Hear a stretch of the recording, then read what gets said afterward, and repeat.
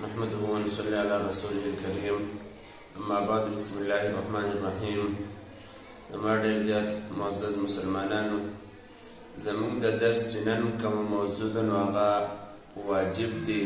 چې واجب څه ته ویل کېږي؟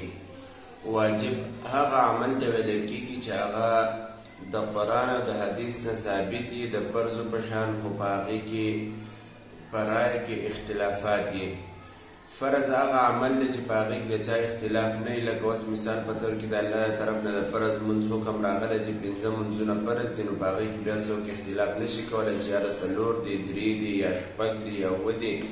بلکل دغه 5 لمونځونه به فرض دي. نو دغه شانتې کې واجبات چې دي نو په هغې کې بیا اختلاف راغلی، د دې وجې نه هغه په مرتبه کې د فرضو نه لږ ښکته دي. نو د واجب عمل دا دی چې کله انسان واجب پرېږدي نو انسان په هغې باندې ګناهګارېږي. او د هغې مثال د وترو د لمونځ دی.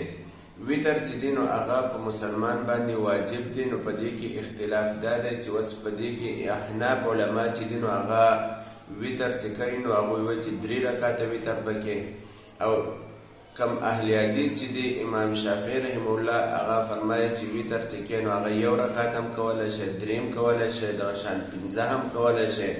نو په دې کې دغه اختلاف راغلی دی. نو د اختلاف د وجې نه دې ته واجب ویلی کېږي، دا د فرضو نه په مرتبه کې یوه مرتبه ښکته دي.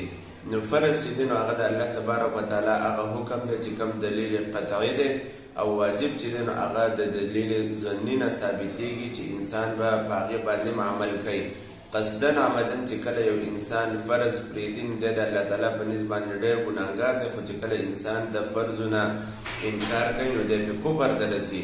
او چې کله انسان واجب پرېږدي نو دی هم ګناهګار دی. خو چې کله د واجبو نه انکار کوي نو دا انسان په هغې باندې کفر ته نه رسي، خو د الله تبارک وتعالی په نزد باندې ډېر زیات ګناهګار دی. په فرضو منځونو کې چې کوم واجب دی نو هغه چې کله د انسان نه پاتې شو نو په انسان باندې سجده سهو لازمیږي، نو دی به بیا د هغې نه وروسته سجده سهو کوي.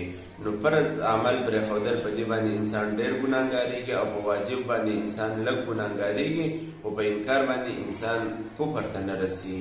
نو فرض عمل پوره کول دا خو ډېر لازمي دی، او واجب چې دی نو په هغې باندې انسان له عمل کول پکار دی. وما علینا الا البلاغ.